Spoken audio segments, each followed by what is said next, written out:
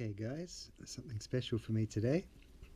This is obviously ROM the Spaceknight, and if you're a child of the 70s, you would have probably seen him in a lot of the comic advertisements, but some like myself would probably have never even seen the comic, which I did not. Just a bunch of ads constantly through all my other ones. For example, this is a 1979 Ghost Rider. If we have a look in here, this is one of two Ghost Rider comics that I ever had.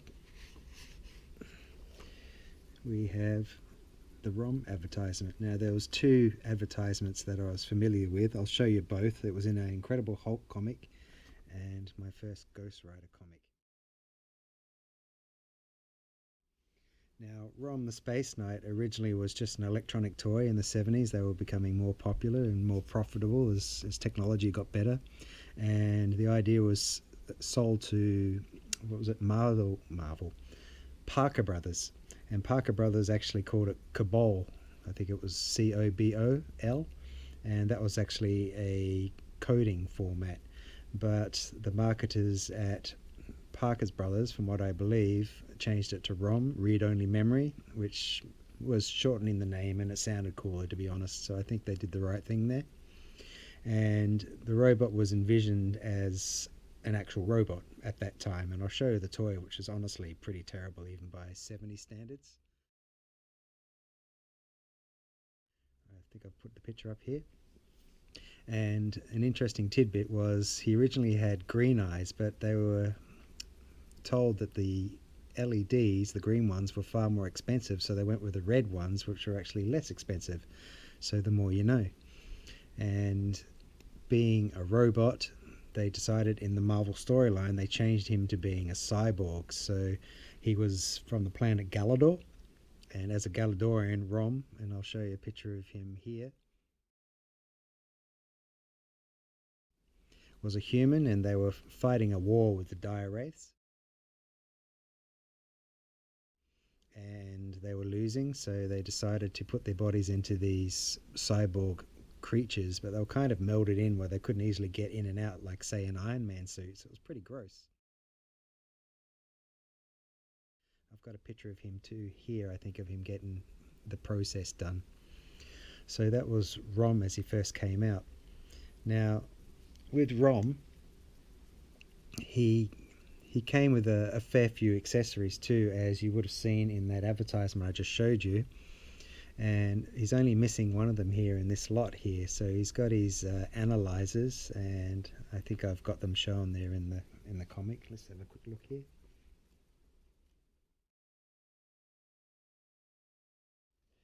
Okay, so you'll see that he's got his energy analyzer and his neutralizer, so to see if people were good and evil, and then this would send them to another dimension. I always like to imagine that it was kind of like Superman, where it'd be some type of phantom zone type vibe. Now the one thing that doesn't feature in this new toy is the converter for conversation, so the translator, which was absolutely huge in the toy, and it doesn't really make sense these days considering you can do that on a phone in the palm of your hand, so I understand why they didn't include it. But it would have been a nice nod if they had it rather than the small comic, but I get this is a series of the Marvel Legends where they all feature their first issue, which I'll show a scan of up here nice and large now. So yeah, there's quite a large series, but I'll show you that in a sec. So just to go on with ROM for just a sec, pop that away, it's falling apart obviously.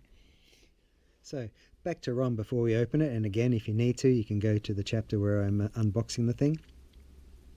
The thing with ROM is there's never been a real good toy that's ever been released, and this is the first one, in my opinion anyway, where it's actually really faithful to the toy and to the comic book that I actually remember, mainly because in the San Diego Comic Con 2014 they had a plush style one, which I'll show you here. And I'm not a plushie or those other plastic ones, I can't remember what they're called now, I don't collect those type of things. But in 2017 they had a Marvelverse style box set at the San Diego Comic Con. and they featured him as a figure and also a Dire Wraith.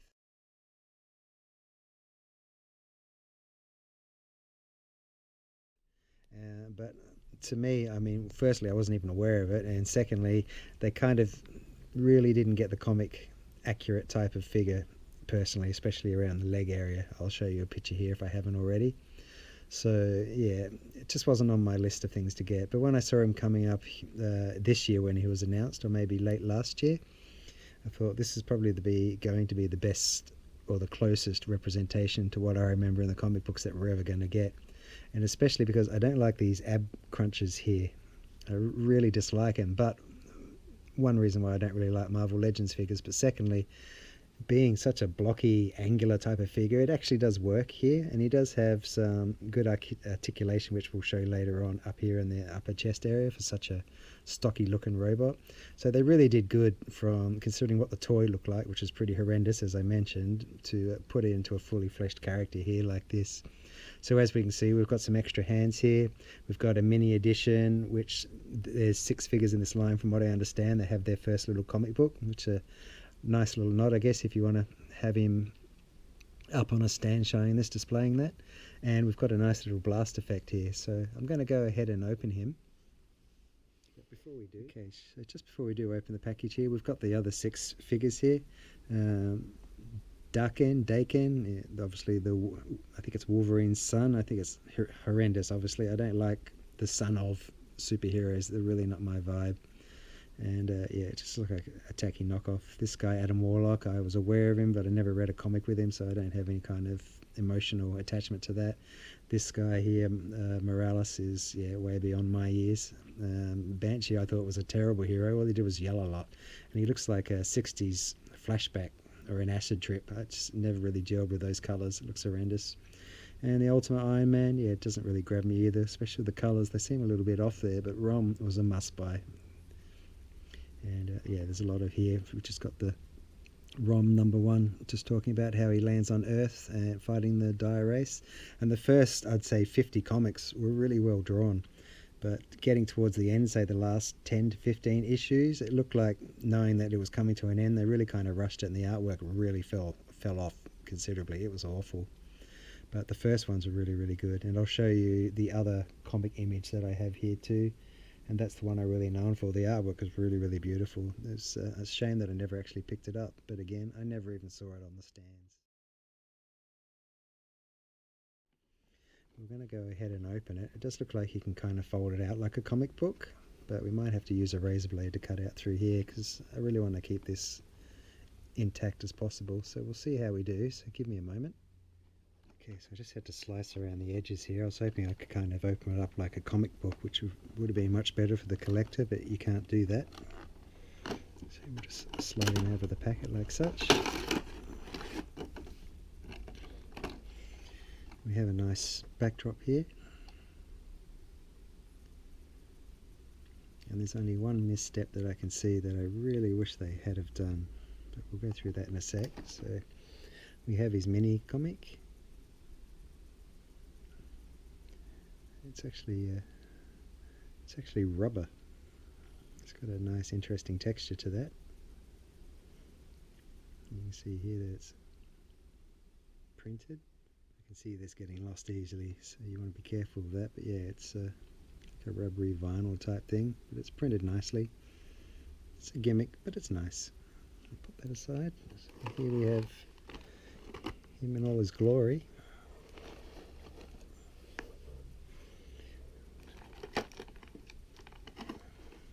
Looks like everything's stuck in with tape. One tick.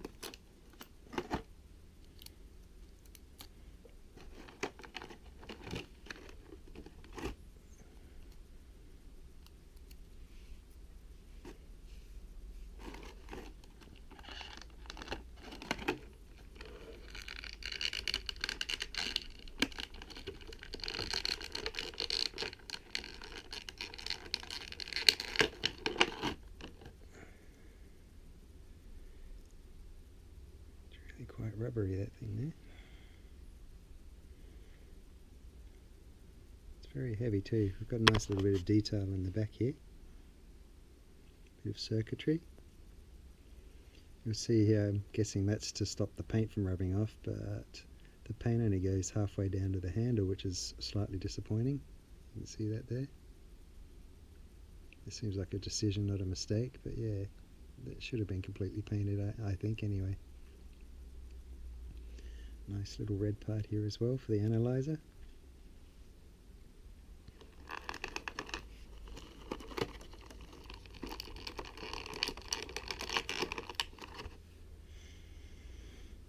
And then we have his neutralizer.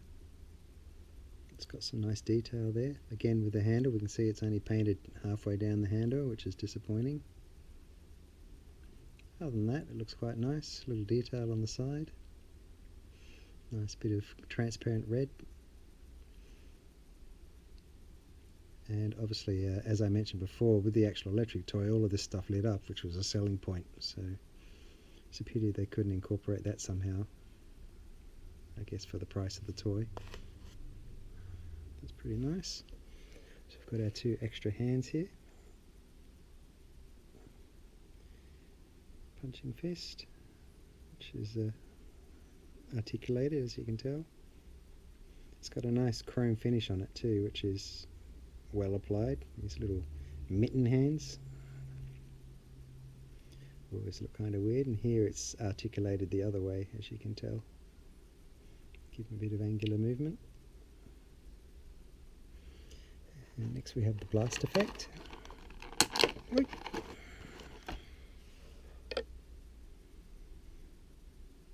Which is translucent there, as you can see. So if you had some LEDs or some clever lighting in your shelf, you could actually probably get that to light up. Let's have a look. So yeah, you can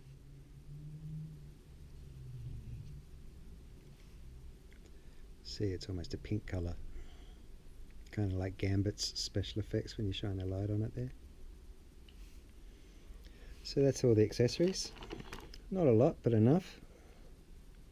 Considering it's a toy I wasn't expecting we'd ever actually get. So we've got those.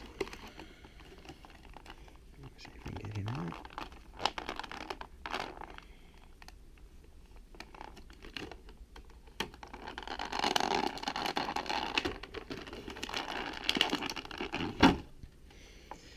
Now he's quite large and his legs look massive. They're huge. It almost looks like it's out of scale, honestly. Now he's supposed to be 7 foot in the comics, so he is a large guy. But yeah, the legs just look slightly out of scale.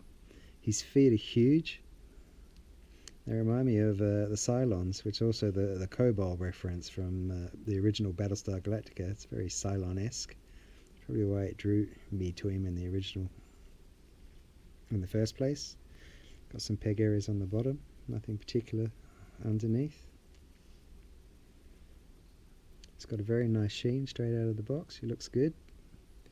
His arms look a little bit wimpy compared to his legs there. I expect them to be a little bit thicker, to be honest. But he didn't have much detail in the comics either, so it was pretty hard for the artist to really draw him, I'd suspect, being so blocky. But we have his backpack there. It's nicely detailed. Nice afterburner effect here underneath as well. Bit of nice detail. Some piping coming around up to the top of his shoulders. Now here we have a little bit of flashing, if you'll notice. If you have a look there, that's pretty unforgivable right there. It's a huge chunk. I don't know if that's mine or it's a problem with all of them, but yeah, that's pretty unforgivable. Look at that. That's a bit depressing. Now if we have a look here, his backpack is slightly bendable. He can bend it out a little bit there, which is good for the posability, I guess. And again, I've mentioned this awful ab crunch I wish they'd get rid of, but it does suit with the angular vibes of this character as well. So he does do his forward crunch, back and forth. And he does have really good movement up the top here for the chest. It's well incorporated with the ball joint style up the top. He can turn, but he is inhibited by the backpack slightly. And again, I'd be worried that the paint would rub off here in the lower sections, but he's more of a display stand figure rather than running around with actions, unless you wanted to do that. The arms are quite stiff. He's got bicep. He's got his elbow. It's a single elbow, which is a pity. It does look like a double, but it's not. Just a bit of a course correction in here too, and just to wiggle him around for some poses. He does have double jointed elbows, as you can see there, so that was my mistake. So that I'll pop that in too. Just really got to give him a bit of a bend, which is good. So yeah, some nice flexibility there. I just wish the arms had been slightly a little bit bigger to balance out the massive huge legs. And a little bit of ugly flashing here in the elbow joint. Again, you don't really see it, but yeah, it's slightly noticeable. But yeah, alright then, I'll get back to do some pictures. Cheers guys. And his hands move up and down, as you'd suspect. Move pretty well recently. They move quite far up, which is nice. Down. Move all the way around.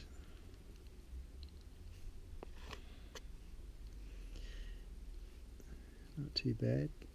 These are the cheaper figures. I'm used to the CT Mayfax knockoffs, which are amazing for the price. So compared to them, it's not as good. But that there is really disappointing. Feels a little bit wobbly, not too sturdy. Again, those legs are long. We've got the swivels incorporated into the boot, which is clever. It's a good way to hide it instead of having an unsightly line across the thigh here, as a lot tend to do, which is good. The musculature is really well done too, nicely painted. I do like how the design comes through on each. Some ball joints down the bottom here, nice flexible here. That's good. Easily moves around. Not too bad at all. Fitment's nice and good.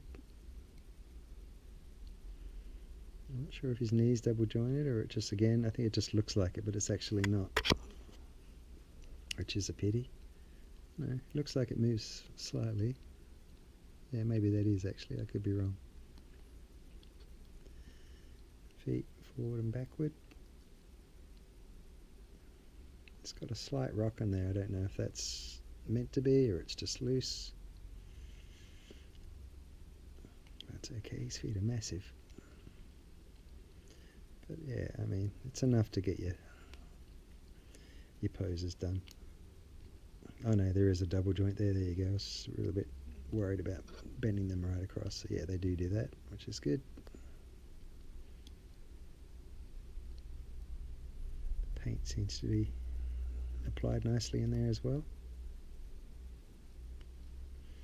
It's good. So overall, pretty much what I expected for the price. And here we have the last party's head, which some people say looks like a cybernetic toaster, which I don't disagree. And here comes probably the part that they've really had an opportunity to do something wonderful, and they haven't. Okay, so his neck does bend up. It's a little bit stiff, but it does move. He's got a bit of flexibility, which he does need. I mean, he's a flying robot, so he does need that kind of adjustability. He can turn his head, and it's not inhibited by the armor, which is good. Now, the only problem that I see, and something that they really could have done, is if you have a look closely, this looks like a sticker. Let me have a look up close. Maybe it's printed on, I can't quite tell. But what they should have had, I mean, he's basically known as being a giant silver robot with glowing eyes, and parts in here were glowing too, which they haven't done. But considering the chunkiness of all around here, they could have slipped in a little battery or something like that to make it light up. I know it would have made it more expensive. Or even just putting some LED or some plastic tubing through here so you could shine a light and make his eyes light up. I think that's a really big missed opportunity personally. That's the only downgrade, because yeah, he was really contrasting with the glowing eyes on the, even just on the toy and the advertisements, what I remember as a kid. It just looked really cool, and this kind of dulls it down a little bit, unfortunately, considering the head is such a simple design. But all in all, they've made him look pretty good, so we'll put him on some of his accessories and just see how that looks. Overall, he's okay. I don't think we're going to get a better figure, considering he's not, I'd say, a popular figure amongst newer generations, or even a well-known one as well.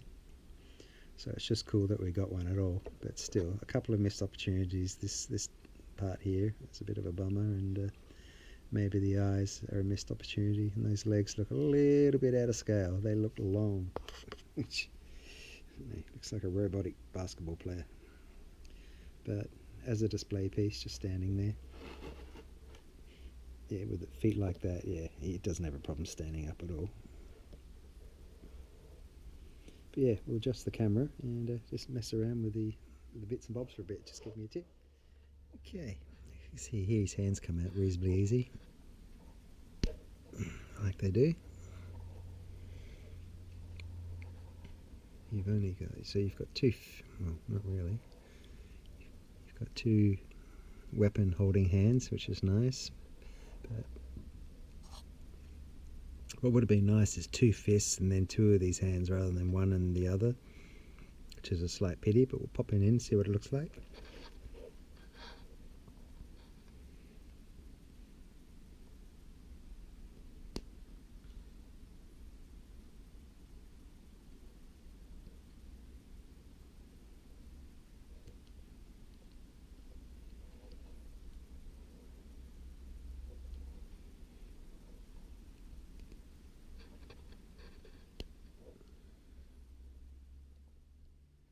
So we can see here now, with just a little ambient lighting there as well, the sheen really does pick up on the lights, which looks nice.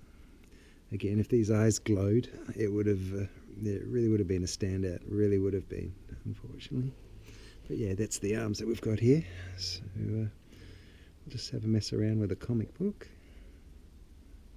This one can't hold it. I'll just have a look here, one tick.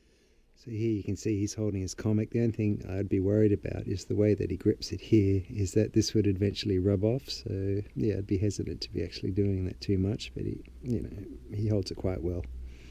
Considering it is rubber, you just kind of push it in there. The hands here aren't very soft, they're not bendy, but the comic is. So yeah, you just want to be careful with that. I don't know how this will hold up to wear and tear, to be honest. So it's kind of something you put into your parts bin, or some kind of accessory in one of the scenarios that you want to stick it in there.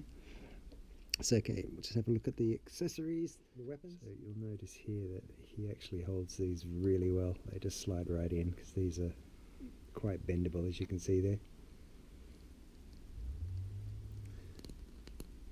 Pop those in there like that, so yeah, you can hold both of those quite well. These huge feet do hold him up quite well, as you can see there as well. And again, we have this blast effect. We'll just pop it in and see how it looks. Again, it's a pity that they kind of half-assed it on the handles, to be honest, but there you go. I can see why they did it.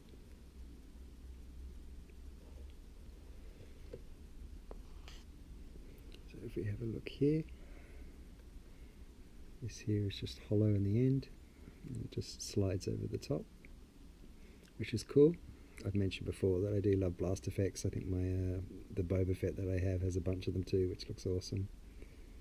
So yeah, if you had some proper lighting, yeah, somehow if you could shine that through on your display coming down or something like that, maybe you could light it up.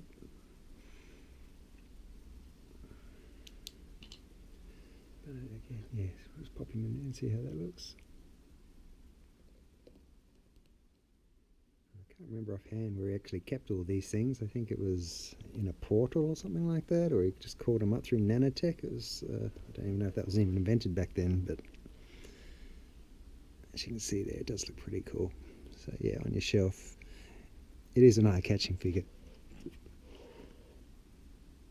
It does look good. Now the other one is an analyzer, so it doesn't really make sense to have the blast effect in there, because it just basically told you if you were good, if the person was good or evil or not, if they were a Dire Wraith or not. So yeah, but I guess if you wanted to do that, you can. I'll just show you what that looks like.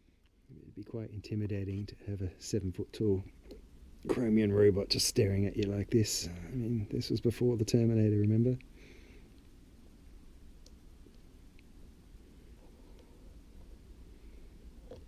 Oops. He is quite top heavy, obviously. You get the vibe. He's a cool looking figure. Maybe just it's the nostalgia for me, but it's just amazing that we even have him these days there. I mean, he did have the blocky chest again, but the comic guys didn't have much to work with the original robot, so I think they did a really, really good job bringing him to life. So yeah.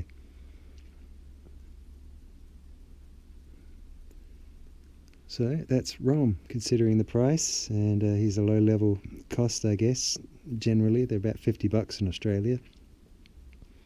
He's a great figure, especially. I mean, what other ROM figures are there? There's basically one that was in a Comic-Con exclusive, so there's not really that many around. So he is worth getting, I think, if you're especially a child of the 70s and you've got the nostalgia hitting as I have. He looks really, really good with a bit of lighting. So I'll go ahead and do a couple of poses for him, and that's it. Thank you very much. We'll see you in the next one. Just an aside too, before Lodar falls over, he's from the Masters of the Universe Classics, and he has comparable articulation, I guess you could say. He has more so. But yeah, I mean, he scales really, really well within that universe, in case you were wondering. I don't really have any Marvel Legends to compare him else to, except for obviously He-Man stuff. So yeah, in case you're wondering, he doesn't look too bad there as well. Cheers guys.